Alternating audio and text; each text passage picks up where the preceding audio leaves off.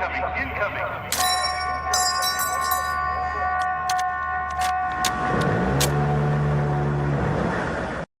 Welcome back to From the Bunker. I'm Eli Schultz. I will be hosting today's episode. I have Steven Nesbit with Shields and Stripes on the line today, and we're going to talk about his time in the military and the organization that he runs now, Shields and Stripes, what they're doing to help our fellow service members.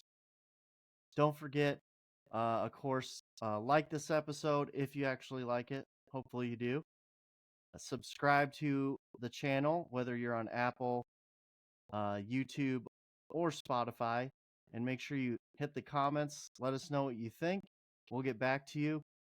You can always hit bunker-bros.com. We have our podcast links to YouTube on there. We also have merch you can buy, and you can donate, and we're looking for sponsors for the Bunker app. So if you're curious about the Bunker app or anything else we're doing, bunker-bros.com. Check it all out, and you can find all the information you need. Shoot us an email, and we'll get back to you. All right, Steven, so we'll do the usual. How did you end up in the military and the Air Force specifically and all that? What was your life like before you joined? Yeah, it's a good story. I grew up in Tucson, Arizona. My dad was in law enforcement at the time. He had spent a few years in the Air Force, and so did my grandfather. And really, throughout my childhood and high school, my intentions were playing sports. I played video games like a nerd, and soccer was my sport. And so my intention was really to try to go to college on a sport style or soccer, a scholarship for soccer, and had dreams to becoming, going to pro and whatnot. So as I approached my senior year and I was finishing up the season, and I realized, man, nobody's coming to Santa Rita High School to scout out, me as a player, and I haven't gone to any of them. I didn't know where to even go, and so that realization of that future was fleeting. That future was a fleeting dream, and so I had to figure out what was I going to do next, and worked at different jobs here and there, Target, a place called Golf and stuff and whatnot, and your typical teenage jobs. And then I enjoyed space stuff. All my friends, like just astronomy, all my friends were getting jobs, or at least going to college for engineering degrees and whatnot. So they all had, Okay. they were all very intelligent people, and they all had scholarships, academic scholarships to go to these colleges, or just had good money to pay for them. And when they went to those colleges, I was like, man, I got nobody to hang out with, and I didn't have a scholarship. My parents couldn't afford a university, so I just used some financial aid and went to Pima Community College in Tucson, to study astronomy. And I looked at the people around me as I would go to class, and I would look around and go, this ain't it. These are not my people. As much as I enjoy the aspect and the interest of space, there was a lot more in me that needed to do something else. And the only other option was either go into law enforcement as my dad and my brother did, or go into the military. And at that time, I was like, man, I just need a big change. This is a drastic change in my life. And so I took the ASVAB and went to an Air Force recruiter because I had Air Force lineage. Mm-hmm. Essentially, scored really well in the ASVAB, and they said, you can pretty much do any job you really want to do as an enlisted man without a college education.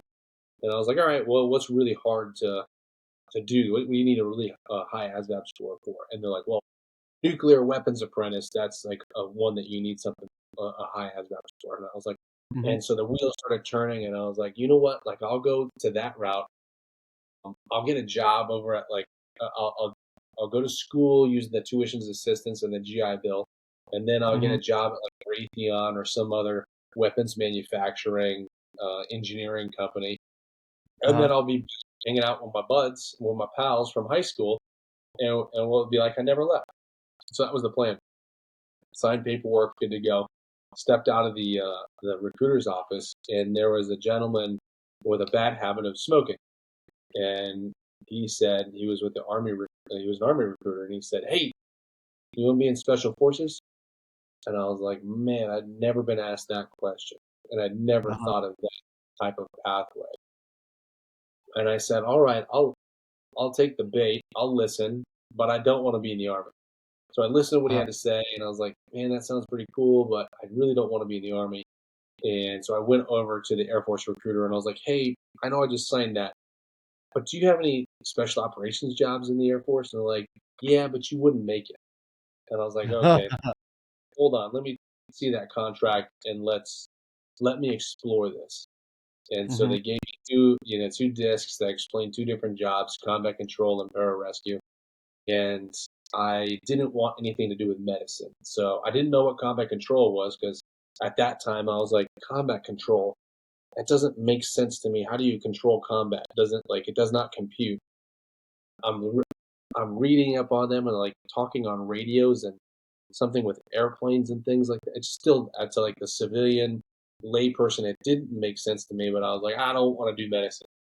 I geared myself towards combat control, and I started training for the PASS test, the physical ability and stamina test, and then ultimately went to go take that test, and they said, "All right, well, which one are you going to take?" And I said, "What do you mean? What's the difference?" They're like, "Well, one's got the swim at the beginning, and one's got the swim at the end." And I was like, "Well, swim at the beginning because that's the way I've trained, but is there a real difference?" They're like, "No, no difference. Just at what stage you do the swim at." Did it, Mhm. completed it. They're like, "All right, you're going to be a PJ." And I was like, "Hold on a second. I thought I was going to be a controller. I thought that's what I was going for." And they're Huh? like, "Well, when you get to Indoc, then it's the same place. They go to the same place, and you get to decide that." And I believed them. And Oh, man. I started watching a couple different documentaries on PJ stuff and Indoc and whatnot. And I was like, "Okay, get prepared for it." Showed up to Indoc, and that was not the case. And um, so So I was straight out lost. of basic, you go to the induct? Yeah, so yep, went into basic, was at basic training with probably about 32 other guys that were going Mhm. that route with to be a PJ or a combat controller. And man, like as many of your listeners and you're up early in the morning, and then like when it's time to go to bed, like it was for me, it was time. I joined in '05 in 2005, Mhm. and when it was time to go to bed, it was I mean, I was so tired and exhausted. I was out. The other guys that were going through Indoc and the orientation course, they stayed up and they were doing calisthenics. They were doing extra pull ups and extra push ups and stuff. And I was Mhm. I just don't have it in me. I'm just tired. I need to sleep.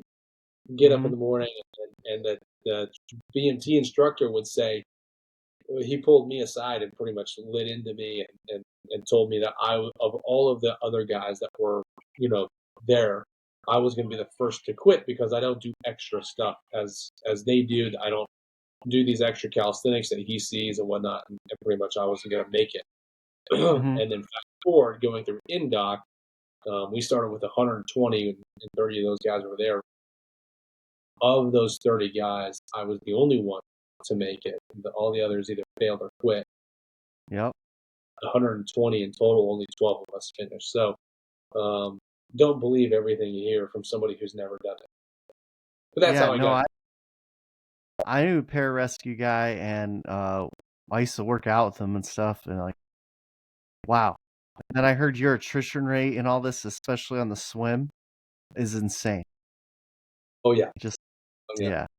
yeah. When It's you not it's not so much the swimming. It's the holding your breath underwater, and it's not even the holding your breath underwater. It's the increased heart rate and knowing the consequences if you come up. At least at that time when during indoc. So your heart Mhm. rate's going up, and then if you pop up and try to grab air, um, you're gonna get beat. You're gonna get smashed heavily. Yeah. That's pretty crazy. So I want to be a controller, but here I am. Now I'm at Pararescue. You passed the NDoc. You said out of 120, 12 made it? Yeah, so out of 120, well, 20 of us finished in-doc, and then of those 20 of my in-doc class, we finished the whole 2.5 year pipeline.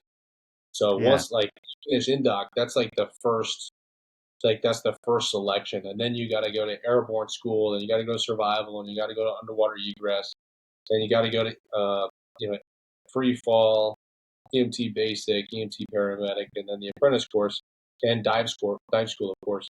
And so all of those totaled together run around about 2 years, maybe a little. For me, it was 2.5 years, and I passed everything first try.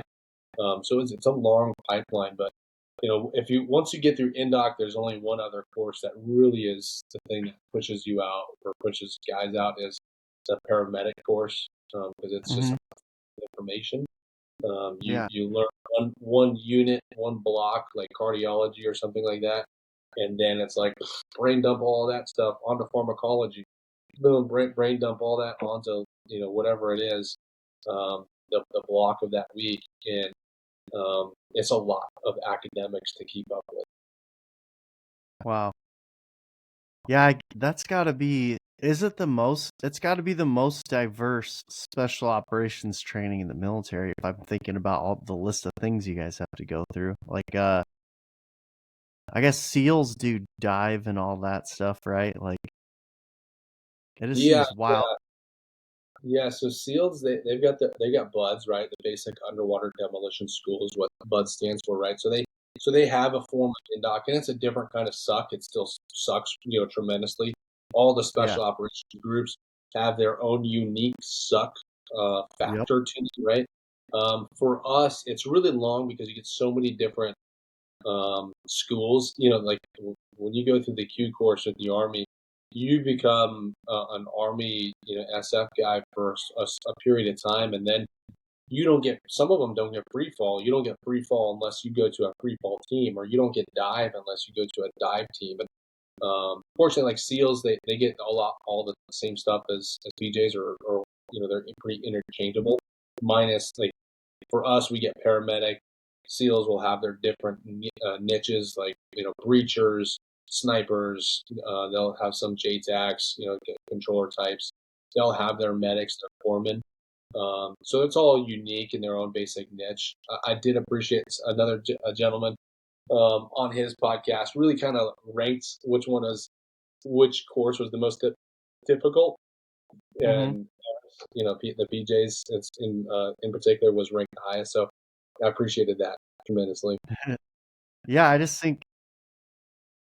think I was talking to someone before that your failure rate is maybe the highest, but I don't know if that's true. But like I just think that the depth in different topics, like you're saying, that it's crazy to learn that many things over a couple years.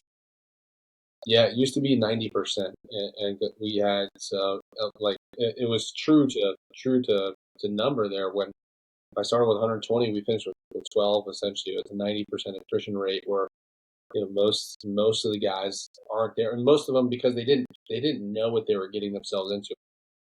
A lot of the people that quit didn't really quit during the training session, the training evolution. They quit in the morning. That was the worst time, and you're waking up and you're filled with anxiety because you're like, man, today is gonna suck, and it's gonna suck Hmm. worse than yesterday, and I still Uh, have this many weeks or this many days left of this, and so you'll see, I went through 7 or 8 different roommates because you have a roommate and then that person would quit and then they'd go into a different building or different dorm and go on about the rest of their career being reclassed into something else, and you get a new roommate, and so it just dwindles down, and ultimately I became the black cloud of roommates where I just didn't get to know anyone. At some point, after the third or fourth roommate, I was like, at some point you're probably gonna quit. So yeah. so what was the rest of your career like? So you joined in '05, so you're like a year after me. After you passed all your school, where all did you get stationed? Where'd you deploy to? What was your career like? Yeah. So the way that they did it back then is depending on how well you rack and stack by the end of the apprentice course is when you got to choose where you go, right? So there was a list of different places to go. I ultimately ended up going out to Okinawa to the 320th Special Tactics Squadron. Did a few years there and one deployment.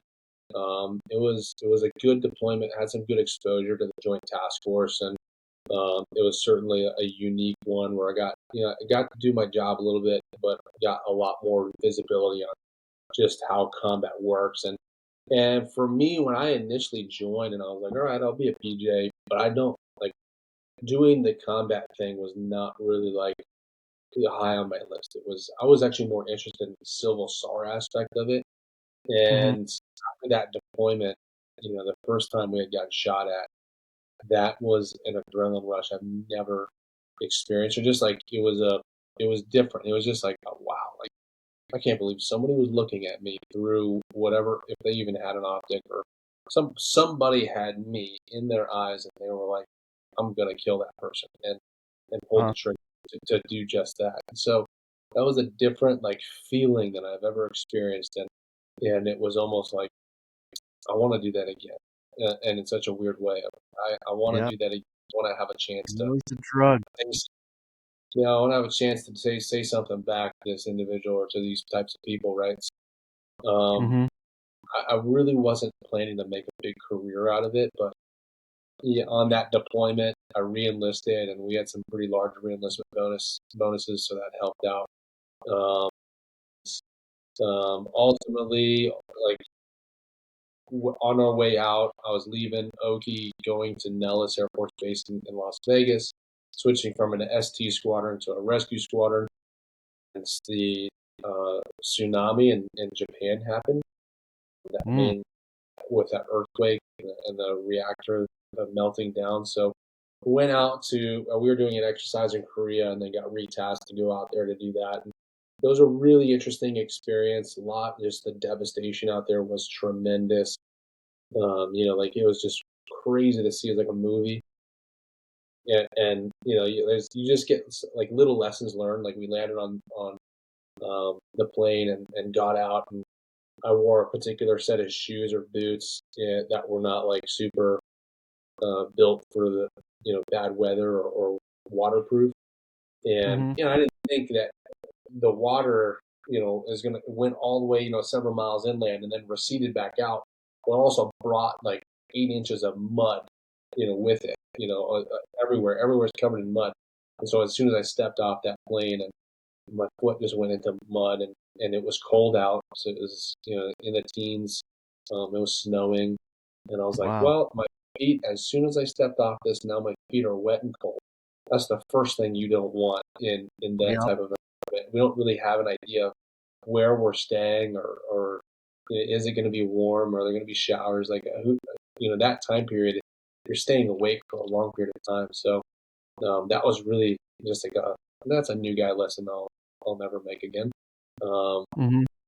and then so we did some mission planning out there, flew several different routes to try to do some rescues and recoveries, and really did a lot of humanitarian stuff as far as transporting supplies and whatnot. So really cool experience. There was a lot of photographers, so I think what was a really cool experience was being out in Okinawa, coming back from that, and in a small shop off of Kadena Air Base, they had like there was like an art shop, and they turned a lot of the pictures and stuff that were taken out there and framed them up as kind of like a storyboard.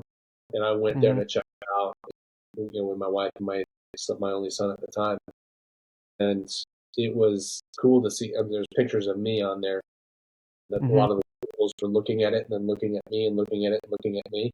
And so I was like, that's me. So that was a pretty cool experience. I And so I actually, yeah, go for it. we actually had a podcast guest, my buddy Nick. I was in the guard with him, but he was in the Marine Corps prior, and he ended up doing response to that as a truck driver for the Yeah, Marine Corps, doing okay. recoveries like afterwards. and he said it was just saw some crazy things, stuck in the mud and all that. Said it was terrible. Yeah, it's a wild thing, It's another thing I just didn't think about. I was young senior airman at the time, staff Yeah. sergeant, and um, flying in the helicopters, like you have to fly many miles out to sea just to get around the Fukushima reactor, which is melting down, and Okay. it's just dispersing radiation. And to me at that time, I was invincible. So what's it going to do to me? Like, I can't see it, so it can't hurt me. So Yeah. we had these dosimeters, and I was like, well, what should I be aware of? Like, just make sure it doesn't get above this number.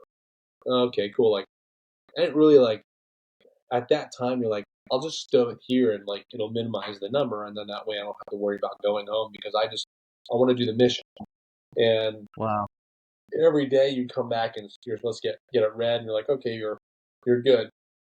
And then by the end, like when I'm going back home, you take a test, and they put this little uh, you know, counter, Geiger counter or whatever, against your thyroid, your different glands and whatnot. They're like, uh, you have too much radiation. You scored too high on this.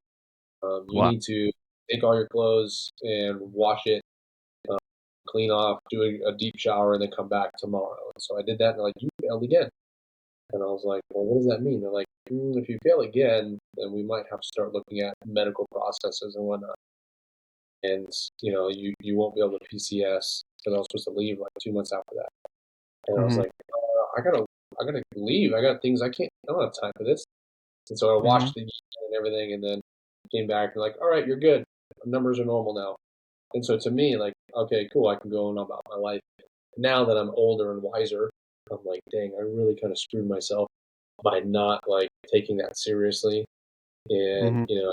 really pay attention if I do develop some sort of cancer from that, not only from that, but many deployments thereafter. Yeah. But I left there and went to Nellis Air Force Base to the rescue squadron, which is a little bit different. Okay. So, did you do Iraq and Afghanistan, or how'd that all go? Yeah, so I went to um, Nellis Air Force Base, and so you switch from the difference between an ST unit, a Special Tactics Squadron, and a rescue squadron.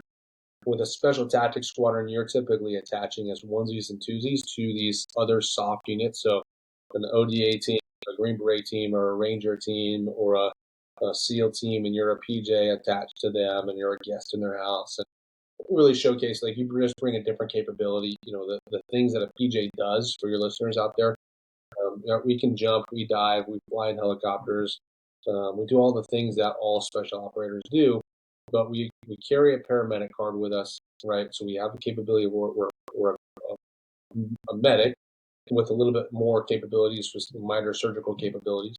And then we do rescue recovery type stuff. So extrication, structure collapse, confined space rescue, mountain rope rescue. So we bring a whole lot of other things with us, tools with us, whether it's the jaws of life, whether it's sawzalls and wiki saws and grinders to cut into vehicles, whether it's ropes because there's a high angle problem, whether it's on a cliff or urban environment, whether we're in the snow and ice and we got to climb ice, or we got to ski, cross country ski. In the water, we dive. We do dive recoveries. Um, we, so you're essentially a rescuer in every environment. So we bring these capabilities to those teams. In the rescue world, you are the team. You are the PJ team, and you have typically 5 or 6 PJs associated with one team or one element, and you have several different elements. So when I was with the rescue squadron, there our typical you are training for what you're deploying to, right? So we Uh-huh. would deploy with 2 different teams, 2 different elements, and one would be your morning shift or your day shift, and the other one would be your night shift. And you're running Mhm. CASEVAC, so casualty evacuation on point of injury or patient transfer missions. And so that means you're essentially acting as uh, a glorified firefighter, so to speak. You have a radio attached to you at all times. You have to be within a certain radius of the helicopter and you receive a call, and the call, says everybody's has to come to a certain operations center, and now we're getting information from a 9 line or from an incident that's coming from the field, right? So this could range from a scorpion sting or a cat, somebody falls off of a HESCO barrier, or it could be a mass casualty, a huge firefight. It could be an extrication problem where they had an IED strike.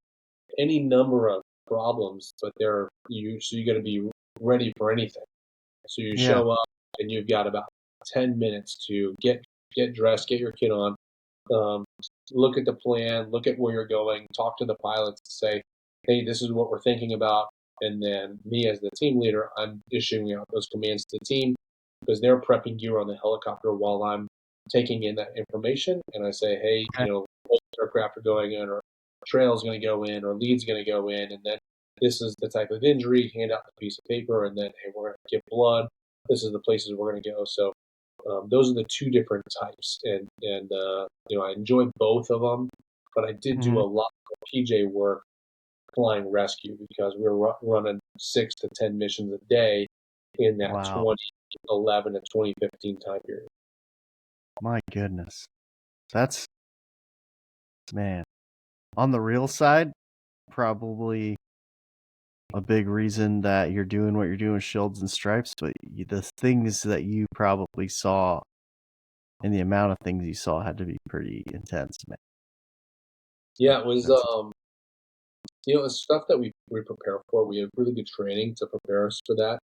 hmm. Um, what you can't really prepare for is the ups and the downs. And so, like, if I'm on my first couple deployments, they didn't have FaceTime, they didn't have Skype or anything like that, where you could just Yep. get on a computer and see your significant others, your loved ones, and talk to them whenever you want. It had to be on a sat phone, dialing a bunch of numbers, and hopefully you had good signal for everybody here, and it didn't drop, Hmm. right? Um, there was a time periods in my first deployments that my wife didn't hear from me for a couple of weeks, and so that was it was a good and a bad in its own way, right? The bad that we had with FaceTime and Skype and those things as they start to develop, the tech starts to develop. Yeah, I can talk to them whenever I want, pretty much. But let's say I'm talking to them, it's happened multiple times, and then that call on the radio came over, and I was like, I gotta go, and then I leave, and now my wife knows that I'm gonna go do something dangerous, and so in that moment of the next 2 hours, she's a ball of anxiety of like, hey, you let me know when you get back, kind of thing. And then when I get back from those types of missions, especially if there's a lot of picking up bodies and putting them on body bags, or really just a tough situation, um, I didn't want to get back on the call. I didn't want to talk about it. I didn't want to say anything. I Yeah. didn't want to, and how do you manage that with, okay, now I'm just going to go back and I'm going to go into this, adrenaline dump, and then, oh, by the way, another mission just dropped, and it's just as bad, if not worse, than the last one. So here we go. We're going to go out and do this. But at that time, like I was ready. I was excited about it, but my brain just Hmm. couldn't keep up. And so doing that for Yeah. months and months, it's just up and down, up and down, up and down. So that's what you just can't prepare. Wow.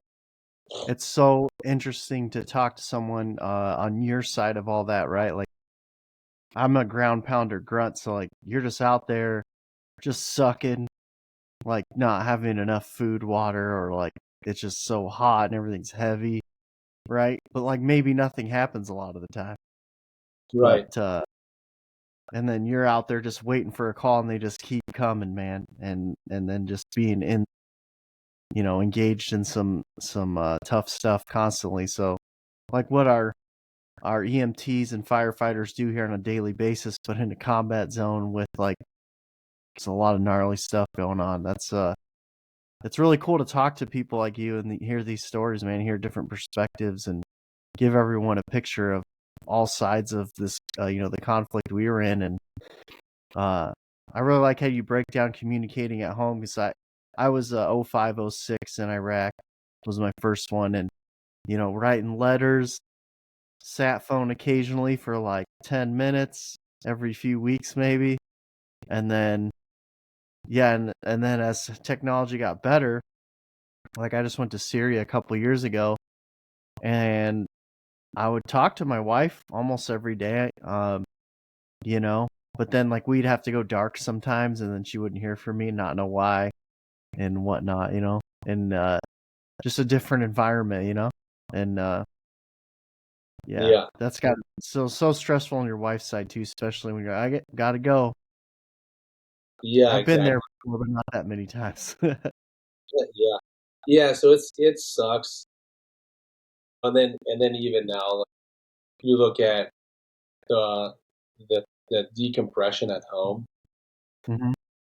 You do a deployment like that, you leave from Afghanistan, and you had like a 5-day turnover with a new team coming in and give them updates and make sure like everything's good. But you might be running one or two missions with the new team. It's kind of like here's what it looks like, and here's what the AO looks like, and whatnot. And then it's pretty much plane, maybe stop in Germany, and then back home. And there's a 48-hour period when you're from a time period between your last mission or last time in danger to being back home, and you haven't decompressed. And so like my request every time I go home is like I can't go anywhere. I cannot go out to eat. I can't interact with people. I can't do anything because I would just get mad. I would just get frustrated with the entitlement of people, um, Yeah. and not the appreciation of the things that they have. So that's what would start spinning me up pretty quickly is looking around at the people that were not grateful for the things that they had. And then I just every time you get back, you just want to go back over there and affect more It's like change. it sucks, but life's simpler. Like, uh, you know, you're married too, right? So it'd be like just things that I even talk to my wife now sometimes. Like, does that really matter? Like, is that really important? Like, Right, there's way more important things in life. right, Uh, but maybe it is kind of important to like not do certain things around the house that are kind of rude or whatever. But I don't know. Like, you just yeah, like. But I used to get so mad, and I still do, but to an extent. But now, so this fourth deployment, like every other time I calmed down within a period of time. Like I remember my second one, the night I got home, I went to the bar. That was a yeah, bad idea. I was yeah, just like, "Can I help you?" Like someone's looking at me, like I'm just like all angry and stuff and like on edge. And but now it's like that anxiety, the high level, I don't know, whatever time, for whatever reason, this last one's like stuck in me. I didn't sure, calm all the way back down. So now I'm in like that VA process where like I got diagnosed with general anxiety disorder and transition disorder, and then they denied me. And I'm like, I just magically got this. But right, it's really hard when you're part-time in the guard. They just want to say everything's not service related. It must have happened like the other part of your life. right. Isn't that Pretty wild? wild. Pretty wild. Yeah, that's So too bad. Sucks. yeah. But it's crazy to like that high op tempo can get like stuck in you. Like I'll just be ramped up for no reason driving around like clenching or like and stuff like that. It's weird. Like it's not as bad as when I got home a couple of years ago. It's tailed off, but I'm at this point where I'm like stuck at a certain level. Yeah, So yeah. No, fortunately, I've had some time off and been able to let go of that past and whatnot. And so, I do a couple other jobs outside of the nonprofit. And one of them is to teach PJs still. So I teach young guys and deliver the lessons learned that I had, and in hopes that they don't make the same mistakes I did, and with the intent, it's inevitable that we'll be back in the Middle East in some form or fashion.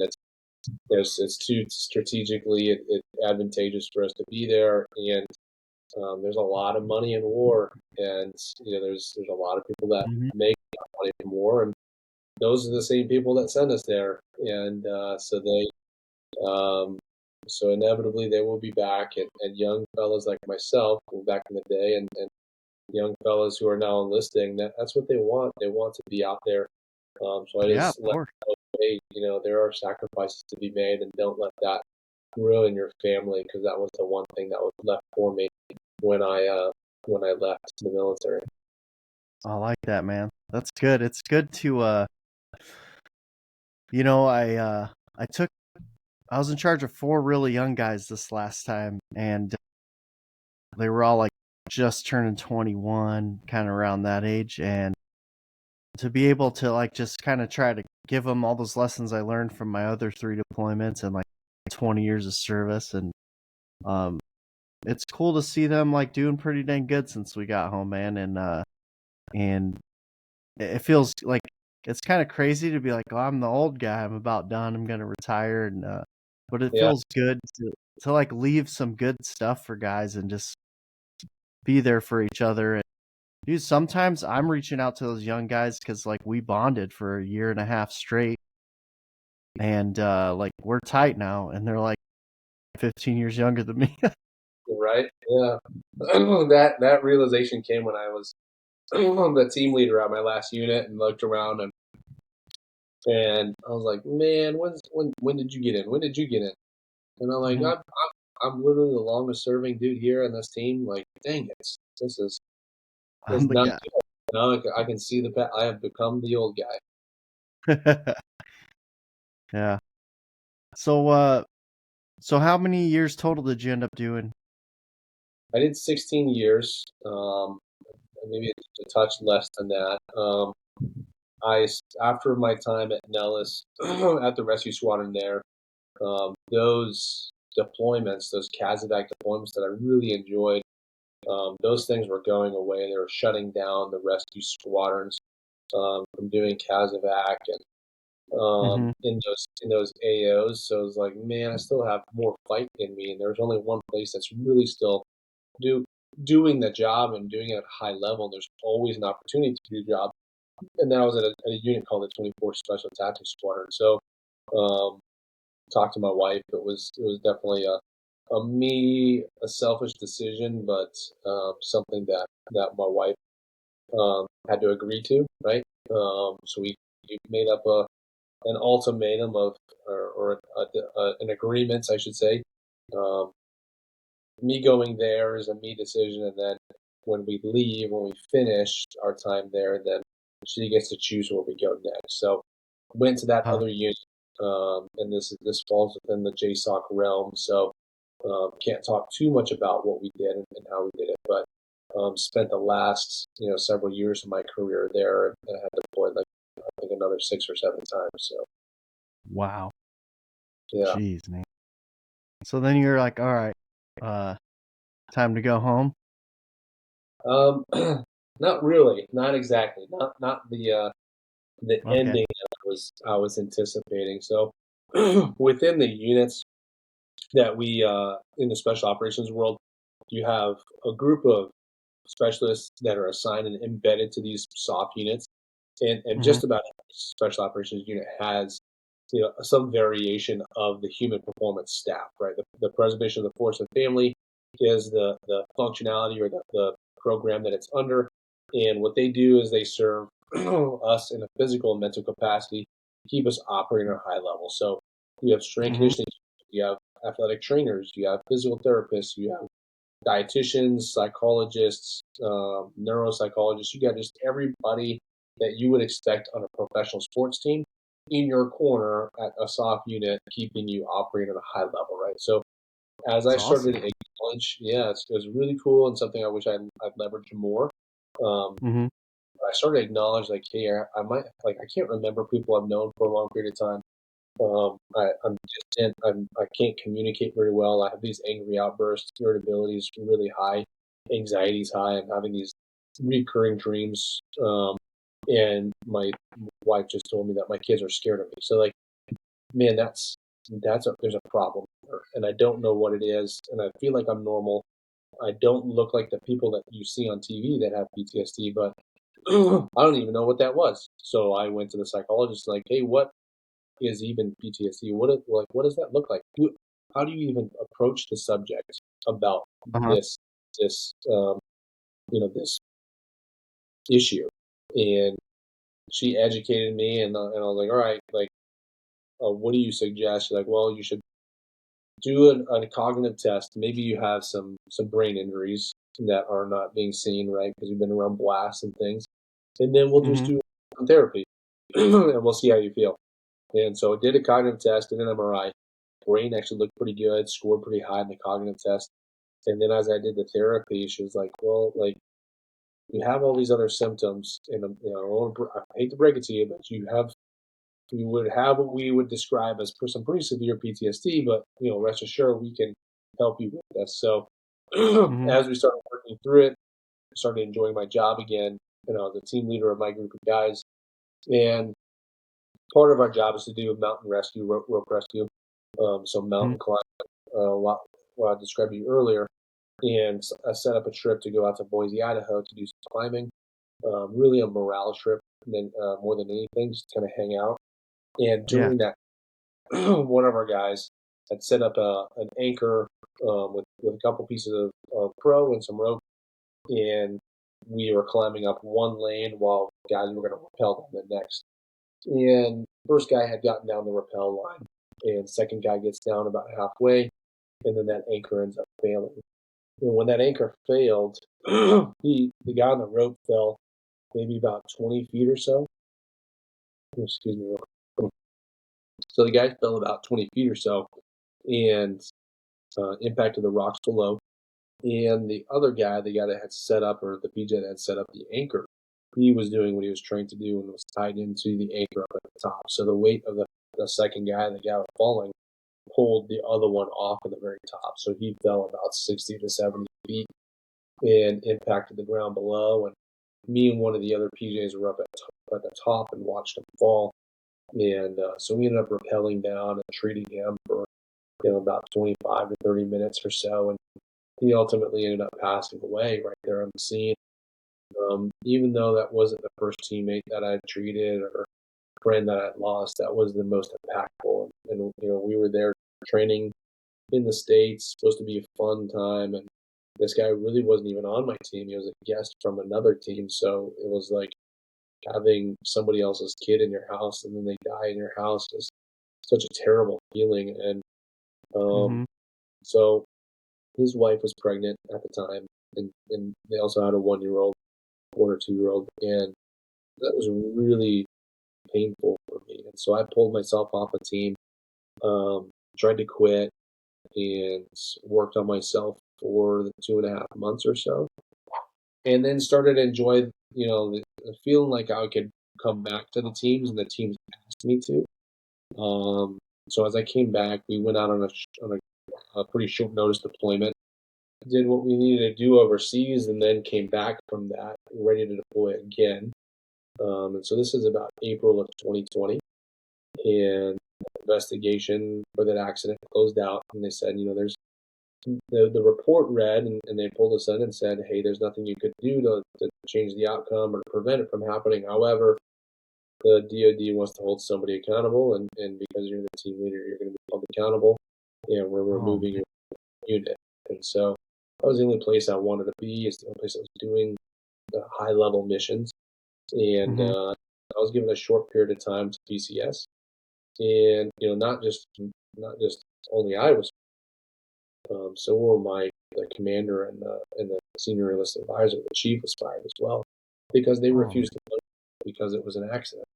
Yeah. And so that really threw me back into a bad, um, anxiety, depression. Now I have proof, a piece of paper saying this is my fault. The one thing I was looking for to feel sorry for myself, Mhm. and really ended up, leveraging those resources again. But I knew that the place they wanted to PCS me to was going to be Vegas, back to Nellis, and Mhm.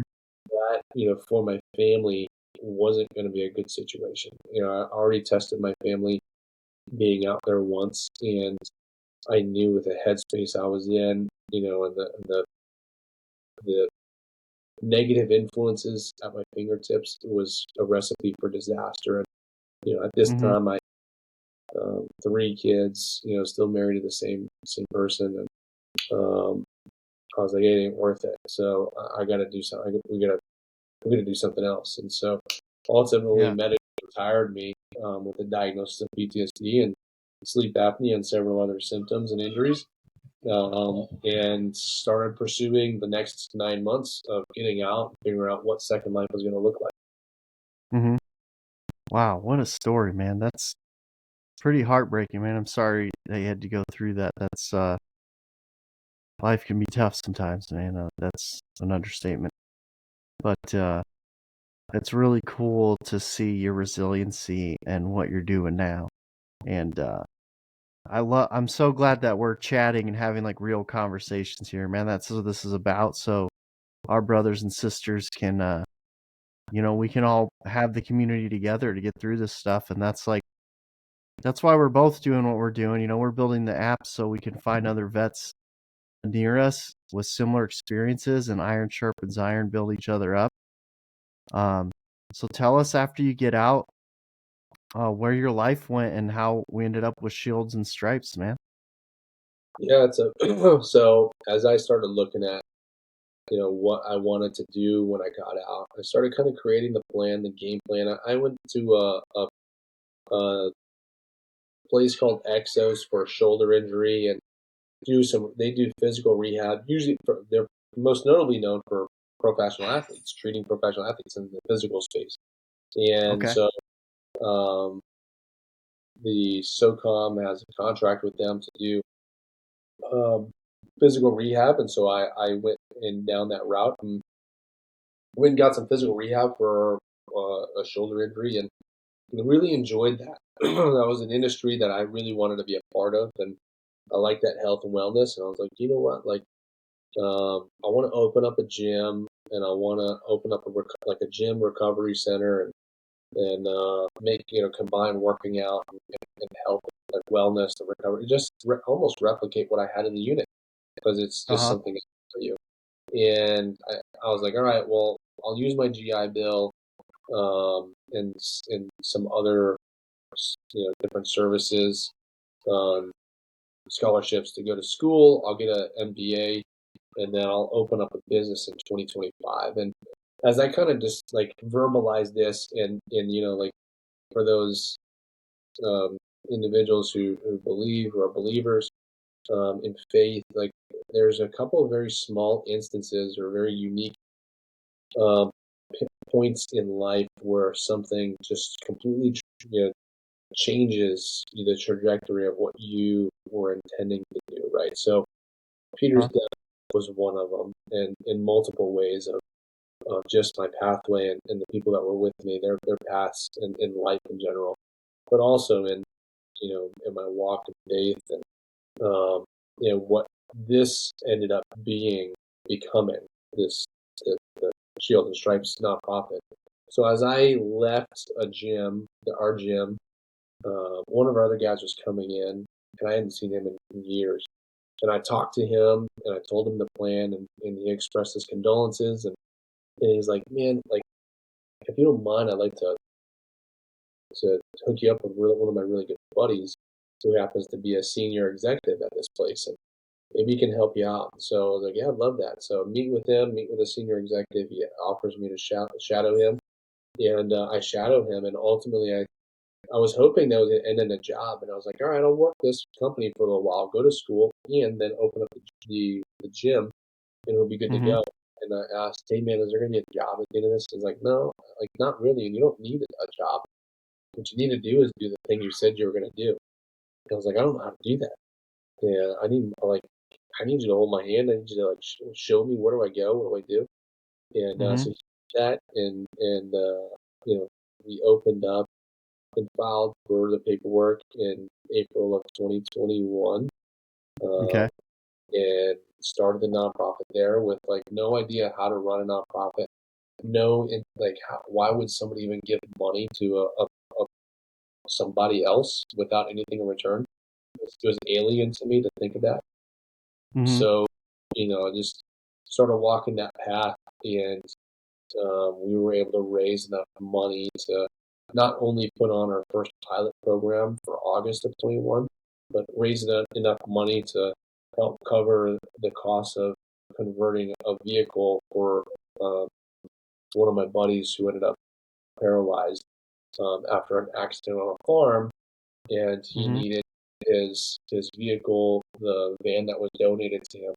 He needed that converted to his, to be able to travel in with a wheelchair, and Yeah.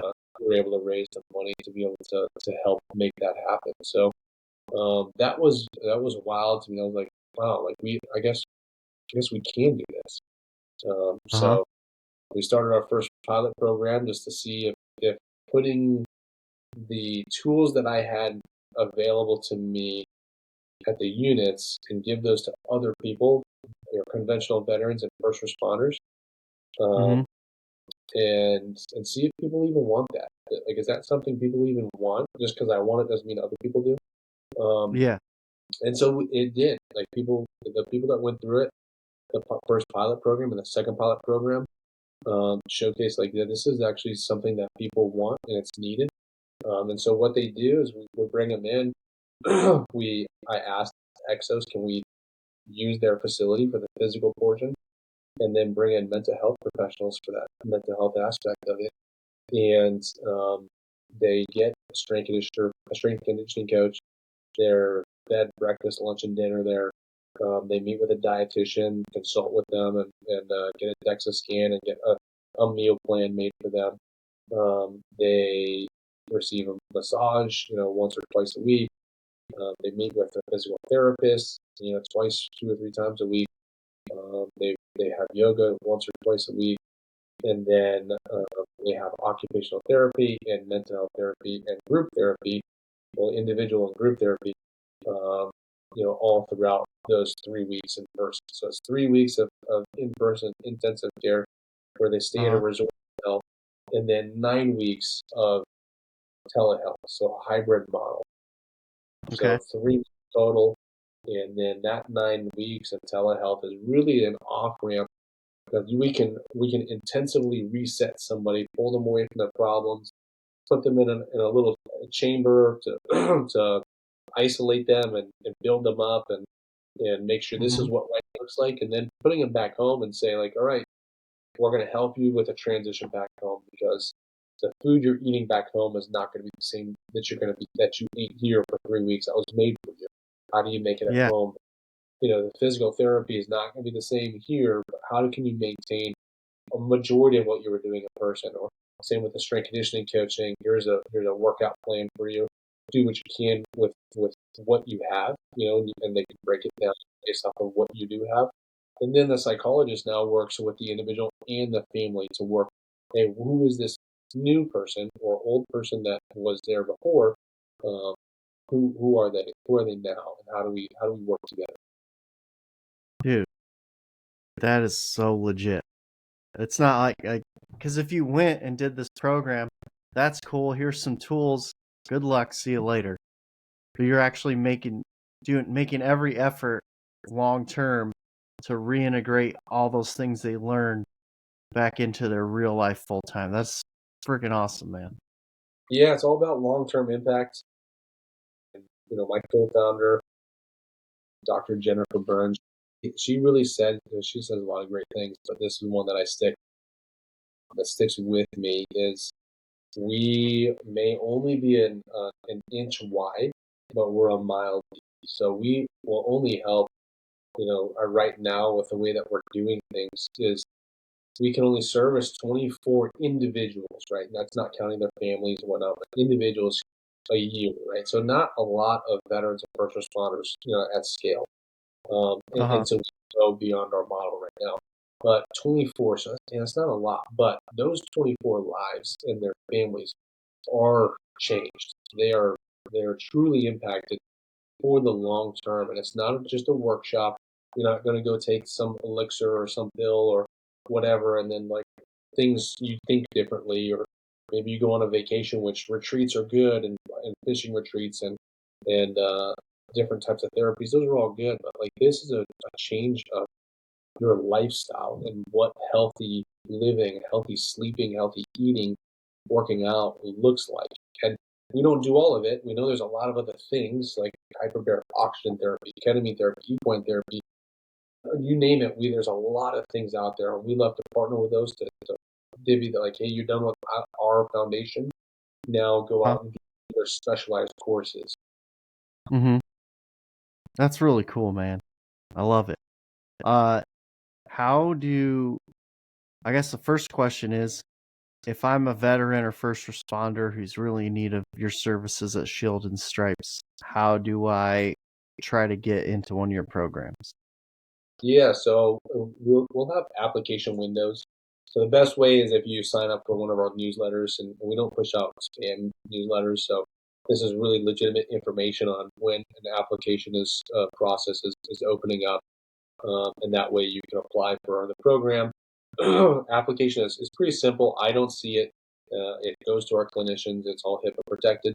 So that goes to the clinicians. What they're looking for is really any kind of chemical addiction, right? So, like, if you legitimately have an alcohol addiction or another substance, we aren't a detox center. And we have partnerships with other organizations that are and that do that sort of thing and are experts at it, but that's not us, right? And same with acute suicidal ideation. If somebody is really on the edge of thinking about doing something, permanent. That's also, we don't do interventions like that. So we're a scheduled out program. So that's really what they're looking at. And we can help them find the right route for that treatment, right? Within reason. Uh-huh. The next step, once they've applied and we move them on to the next phase, there's an interview process because maybe things have changed within their life. Maybe their schedule doesn't fit appropriately, or maybe we're still just not the appropriate solution. For example, if somebody has some significant TBIs and they may think that we are it, but after interviewing them, you're like, there's actually a different and a better program that you may not be aware of that focuses Uh-huh. solely on the things you need with TBI or with different types of um, you know issues that may present themselves or symptoms that present themselves that our clinicians can recognize. And then again, we'll funnel them those ways, right? That way, and then Mm-hmm. finally, a final interview of like, hey, here's what this entails. Can you commit to 3 weeks away from home for it? Do you need any like financial assistance regarding like uh, you know, any issues with, I guess a better way to put it, any issues with your job that you have? Do you need us to fill out any paperwork for your job? Like those types of things. Can you logistically show up? Again, it's free to the individual. They don't pay anything other than the things that they want to on the weekends. It's free to them, totally. That's cool. And so you guys are making sure they're set up for success. And that's really awesome. I like it. Yeah, we do our Very. best. We certainly do our best, and we'll always fight to make sure it's not about our success or what our numbers read. It's about the individual and who we've committed our time and we've given our word to. Mm-hmm. We'll make sure they're taken care of. That is awesome. And so I would imagine that you can also donate at your website and then contact you about sponsorship and things like that. Yeah, thank you for saying that. Yeah, we don't. It certainly takes um, it takes funding, it takes money to run us, right? So we're not an Mm-hmm. organization that can just run for free. So we do have staff to pay. For example, our clinicians, our operational staff, and to pay for the tickets and all, and the resort hotels, resort stays, and whatnot. So we Yeah. do that by donations and grants and sponsorships and things like that. So anybody that's interested in assisting in sponsorship or grants or anything like that are really, we can really use it. It costs about 15,000 or 20,000 to put one person through the full 3 month program. All right, that covers their Uh-huh. airfare, covers their lodging, covers all of their food and all of their services. Right, so that just Yeah. gives you a basic number. If individuals want to donate, obviously not everybody has $15,000 to throw around. Um, but even just $10 a month, $8 a month, whatever it is, we're really looking for recurring gifts givers, recurring donors. Going onto Mm-hmm. our website and clicking that donate button will give you that option to choose a certain amount, and really that recurring gift is really what we're looking for. It doesn't have to be a lot, just something that we can really look at and count on for the future, because we're always looking to put more people through the program. We have big goals. One of those big Mm-hmm. goals is to really have a facility of our own, so then we can start moving people through there. So that's our Nice. next big step is to raise enough capital to build a facility that we can control, and we can really make veterans and first responders Nice. And what's your website? www.shieldsandstripes.org, spelled out. All right. I hope I would love to see you guys get there, man. So everybody go check them out. Donate if you can, and just spread the word if that's all you can do. They're doing some amazing things. They're getting really in depth with everyone there, obviously, which is great. And it's Steven here's leading the way, and he's been through it too. So someone who really means it's running this organization. So that's really awesome, man. Thank you so much for coming on. Shout out to Riley T-Jack for hooking us up. And Steven is a legit guy. He took the time without even knowing me to take a phone call as we're getting started here at Bunker Bros to give some advice. And, that's what bros do. So big props to you, Steven. Props to your organization. Your family for supporting you while you're doing all this stuff. And thank you so much for coming on, man, and sharing your story. So our brothers and sisters can, they're not alone too. And, things are tough, but we're made to get through this stuff together. So Yeah, that's right. man. I appreciate it. I appreciate you having me on board.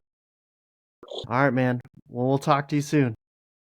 Yep. See you, brother. All right. Hey, guys, don't forget, besides checking out Shields and Stripes, make sure you go to bunker-bros.org, or excuse me, .com, and get some merch, donate. We need sponsors as well. And pretty soon we'll be getting beta testers and getting that newsletter out. So stay in the loop, guys. See you next time. Incoming, incoming, incoming.